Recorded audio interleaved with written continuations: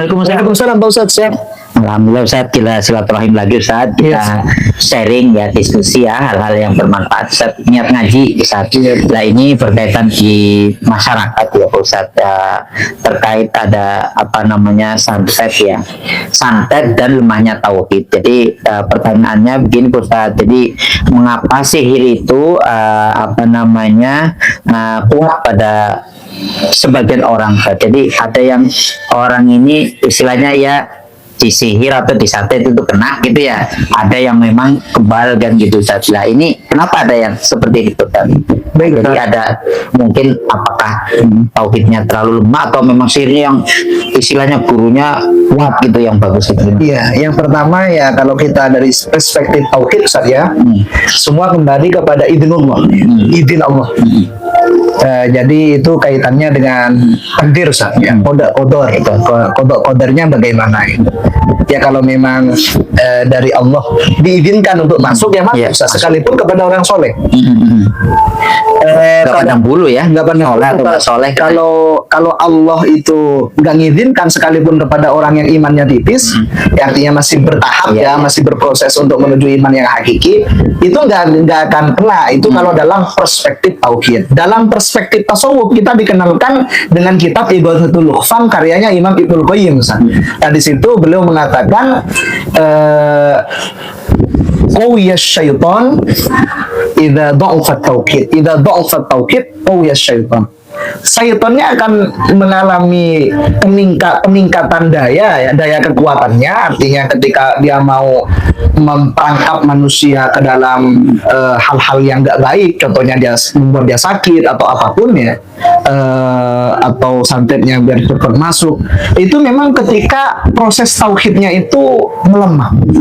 Contohnya manusia ketika lemahnya tauhid itu apa Ustaz?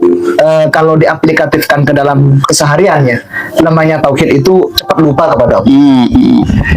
Orang di pasar dibeli donatnya, jajanan donat Ustaz, dapat 2.000, bilang alhamdulillah. Tapi ada orang dengan celana bagusnya, karena keuntungannya hanya 1 juta, nggak bisa bilang alhamdulillah. Itu sentuh, gitu Ustaz. Artinya tidak dikembalikan kepada Allah. Padahal karena biasanya keuntungan sahamnya itu 10 juta ya, giliran sekarang kan 3 juta, enggak mampu mengucapkan alhamdulillah. Padahal orang di pasar 2.000 bang, itu contoh kecil tadi ya. Itu termasuk lemah tauhid.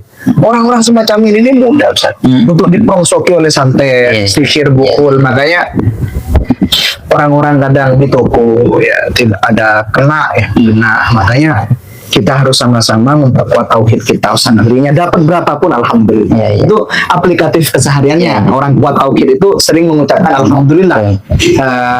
Sukses alhamdulillah, pujiannya kepada Allah ya Ustaz ya.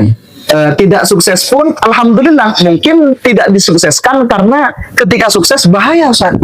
Ketika sukses dia misalnya yang ngejalanin dagangan apa namanya pastel jajan Maduraan ya, kemudian ini sukses, tapi bahaya kalau ini sukses. Contoh bahayanya nanti ternyata di jalan dicopet orang, berarti kan rezekinya pencopet aslinya secara hakikat kan. Jadi dia hanya ngejualin untuk menyediakan rezeki pencopet, untuk menjaga hatinya Allah nggak lariskan di hari itu karena ia akan dicopet.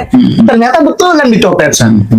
Atau kalau dilariskan anaknya sakit perut, ke dokter juga, rezekinya dokter.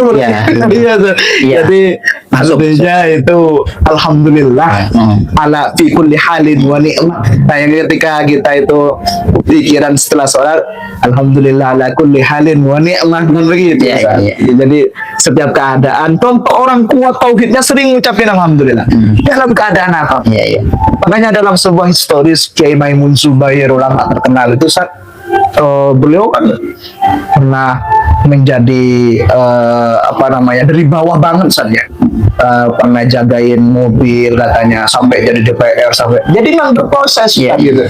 Kalau kemarin kita hadir di Bu Yani Wahid di Bu Nyai kan, Gus Dur pernah menjadi tukang kaca, jual kacang. Kalau sampean ini dulunya pernah menjadi kuli di warteg ya, sekarang udah mulai naik kelas. Itu Masya Allah Ustaz, memang gitu itu. Harus alhamdulillah gitu. Kalau alhamdulillah makin sukses Ustaz. Amin, amin. Kalau tidak alhamdulillah sukses tapi istidraj. Ya. Istidraj itu iya emang sukses Ustaz, tapi sholatnya keteteran. Iya. Sholawatnya makin hilang. Betul. Jadi ukhrawinya nipis, duniawinya tebel gitu istidraj. Kalau ukhrawinya tebel, kemudian duniawinya tebel, ya ini yang disebut Rasulullah faqad hizatid dunya wa ma fiha, seakan-akan mendapatkan dunia dan seisinya sampai ke akhiratnya. Amin itu Ustaz. Ya, Baik Ustaz, terima kasih sekali. Ini sangat bermanfaat ya sharingnya pada kali ini.